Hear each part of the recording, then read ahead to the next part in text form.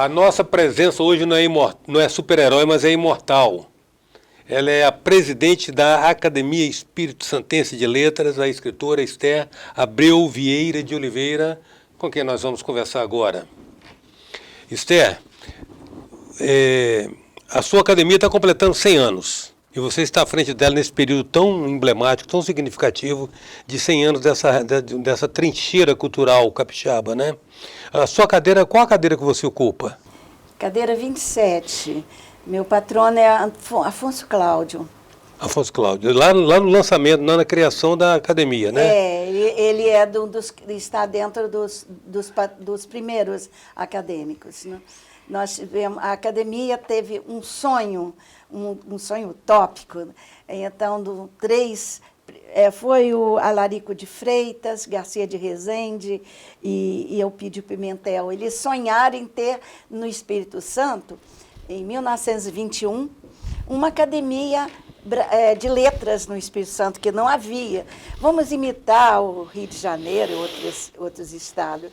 E reuniram no Parque Moscoso, tinha um clube dos boêmios, e ali, no dia 31 de julho, eles reuniram os intelectuais de Vitória, eram médicos, juristas, jornalistas, e vamos criar uma academia de letras no Espírito Santo, que depois ficou a Academia Espírito Santense de Letras mais tarde.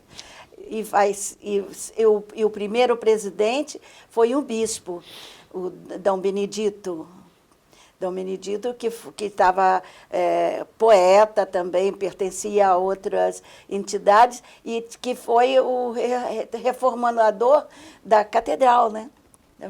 Esther, mas vamos ficar um pouquinho na sua personalidade, sim, porque você também tem uma produção algo fecunda, né? Você transita do ensaio para a crônica, para os livros didáticos, para as traduções, né?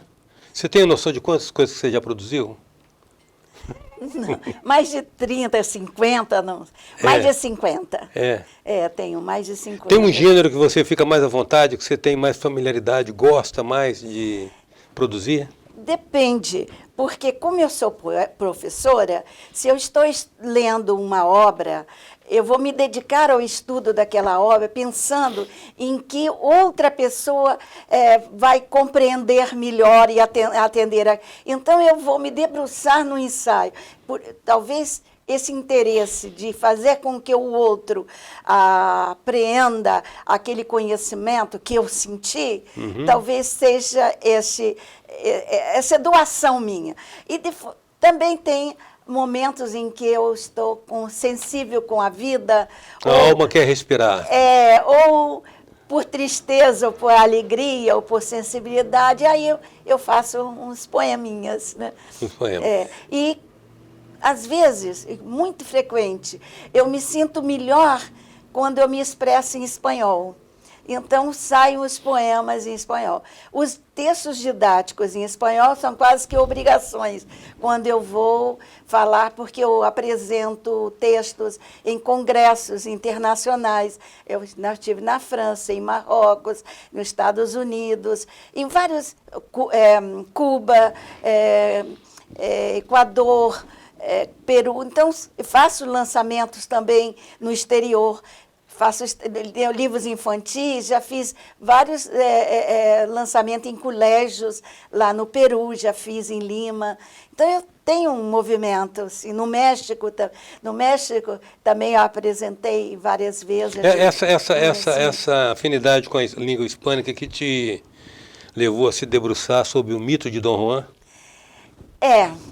Foi. Estudando a literatura espanhola, quando eu li o teatro é uma coisa que me apaixona.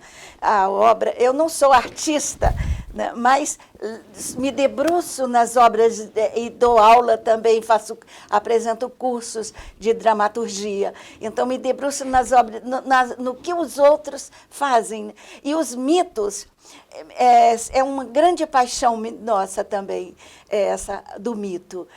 Você sabe que a poesia é a primeira expressão do homem, porque o homem cantou e fez cantos fúnebres como vitoriosos, cantos épicos como cantos de orações. Né? Nós somos embalados com canções. Né? Então nós vamos ver que a poesia é a primeira expressão do homem. Depois que vem a narrativa, né?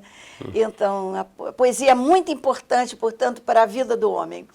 Porque é nela que você encontrou as leis, na Bíblia, né? Você encontrou as leis de que vai organizar o homem. A sociedade foi organizada por meio da poesia. Entendi. Esther, como é que é o processo de imortalização de um literato, de um intelectual capixaba? A gente diz imortal porque... Vai ficar perene na memória da gente, né? E fica perene por quê? Porque sempre tem que produzir uma obra. Então, só entra na academia quem que escreveu alguma obra, que deixou isso. Não importa o gênero. Sim. Não importa o gênero, mas... E se deixou uma obra, é uma raiz, é uma semente que vai permanecer. Então, por isso é imortal. Né? E depois, se ele morre, continua pertencendo à academia. Hoje, à luz da discussão que se tem sobre não só política de gênero, como a questão da emancipação feminina, aliás, uma emancipação que já tem aí 60 anos, né, desde Betty Friedman, sempre foi um reduto bem chauvinista, né? Bem machista, né? Porque tinha poucas mulheres. Você é o quê? Você é a quinta mulher a ingressar na academia? Sim, em 96. 96? Em 86 foi a primeira. 60 anos depois de criada a academia. Depois 65 anos. Isso, e eu sou a segunda mulher presidente. A primeira foi Maria Helena Teixeira. Eu sou a segunda mulher, que até então, antes de Maria Helena, não havia mulher presidente. Quem são as mulheres que entraram, que romperam essa questão cultural e chauvinista da academia? Quem foram as primeiras mulheres? A Judite Leão Castelo Ribeiro. Mas ela ficou pouco tempo. Ela entrou em setembro e em março ela morreu. E quem permaneceu, que segundo lugar foi Eneida Lúcia.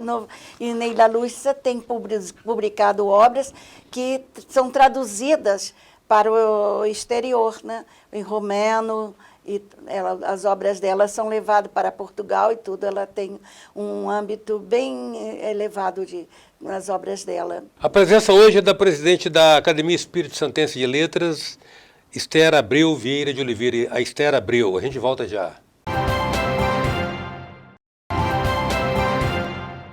Voltamos com a presença da presidente da Academia Espírito Santense de Letras, Esther Abreu. Esther, nós temos alguns títulos seus aqui, né? Que a gente vai apresentar aqui, apresentar só a capa dele. Esse aqui... são obras que não foram publicadas agora, mas não foi propriamente lançadas por causa da pandemia, da Covid. Isso tudo foi publicado no período da pandemia, não, né? É mesmo? Esses daí sim. Esse aqui é um de idade. Esse daí é infantil, Pomerano, agora, chegou agora. Mais recente, né? Esse aqui esse aqui é um ensaio. Esse foi ensaio, foi lançado na Espanha, em Barcelona. Esse aqui é uma antologia da Academia Feminina. Você integra também a Academia Feminina? Sim, faz parte da Academia? Fui presidente há mais de 10 anos, em várias gestões.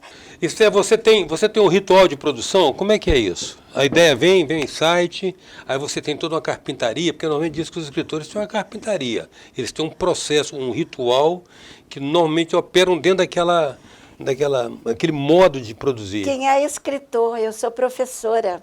Eu tenho Com 50 obras, você não é escritora? Não, eu sou professora, então tenho que preparar a aula, eu tenho que deixar de ler livros que eu quero ler, para ler ou livros para aula, então para exames eu tenho que ler livros, reler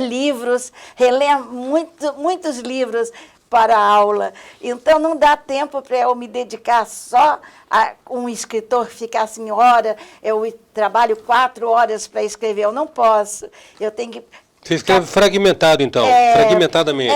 Mas aí você consegue fazer mais de uma obra ao mesmo tempo, então. Todo mundo diz que acha, não sabe como eu arranjo tempo para fazer com tanta coisa que eu faço. Eles dizem que não sabe como que eu produzo, porque eu tenho a profissão de professora, na academia, trabalho às vezes e nas duas academias, tem outras atividades, além de ser dona de casa também, né? Uhum. Então... Mas você, normalmente, você produz um livro ou uma obra, assim, simultaneamente com outra? Ou é seriado, uma depois da outra? Por exemplo, eu estou lendo atualmente 2 livros. Então, em determinadas horas, eu leio capítulos, tanto daquele livro e outra... Mas aí você já está lendo na perspectiva de fazer ensaio ou buscando informação para alimentar, nutrir seus enredos? Pensando em alguma coisa, de uma resenha, alguma coisa. E outro, para me preparar para um exame que vai acontecer na UFES. Eu quero te perguntar o seguinte, você tem uma participação muito ativa na vida intelectual nossa, na nossa vida literária. Você acha que nesses 100 anos a academia cometeu algum tipo de injustiça ao olvidar, esquecer, deixar alguém de fora? Quando existe um concurso, por exemplo, Nobel. Quantos escritores bons, João Cabral, Carlos Drummond, quantos escritores nossos nunca tiveram, do mundo inteiro? Então, existe uma seleção na vida, um caminho, nem todos podem ir. Então, nós escolhemos, você se candidata ou não. Primeira coisa, precisa querer ser acadêmico, inscrever-se, participar. Alguns participam, não ganham, voltam e depois podem ganhar outra vez. Mas outros depois, não, eu perdi, não volto mais. Então, isso depende. Entendi, então, compreendo claramente. Existem muito bons escritores. Então, nós temos 40 vagas. Como colocar todos esses bons escritores do Espírito Santo na academia? Não basta ter mérito, então, né, digamos. Existe vamos dizer, 40 são representantes e escritores do Espírito Santo. Então, você escolhe um presidente que vai representar um país ou uma sociedade. Sem dúvida. E os outros? Não basta o talento, é necessário a fortuna no sentido da sorte, né? E também querer. Querer, né? à vontade. Querer. À vontade. Não tem como ganhar na loteria sem comprar o bilhete, né? Isso. Mais ou menos assim. Isso. Esther, quem que você, na sua vida de literata, quem que você se aprecia? Como que você acha? Quem que são os grandes... dentro ou fora da academia? Aí que você considerou até na resposta anterior o fato de não necessariamente porque é bom, teria que estar lá porque não caberia todo mundo. Mas quem que você considera assim os grandes nomes da nossa literatura? Capixaba. Capixaba? Existe um escritor que pertence à Academia Brasileira, sabe que quem pertence à Academia Brasileira mundialmente é conhecido, é um gaúcho, que é capixaba. Carlos Nejá? Carlos Nejá. Ele pertence à Academia Espírito Santense de Letras. E ele é um grande escritor e grande poeta.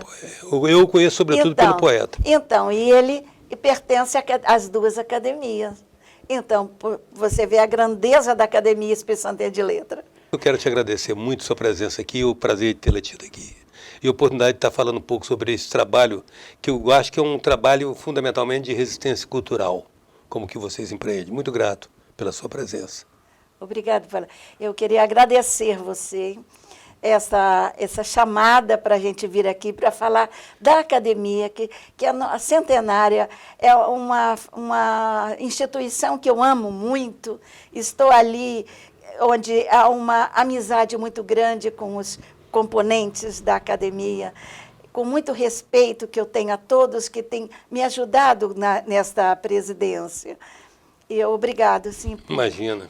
A presença hoje da presidente da Academia Espírito Santense de Letras, Esther Abreu Vieira de Oliveira, a Esther Abreu. Até já.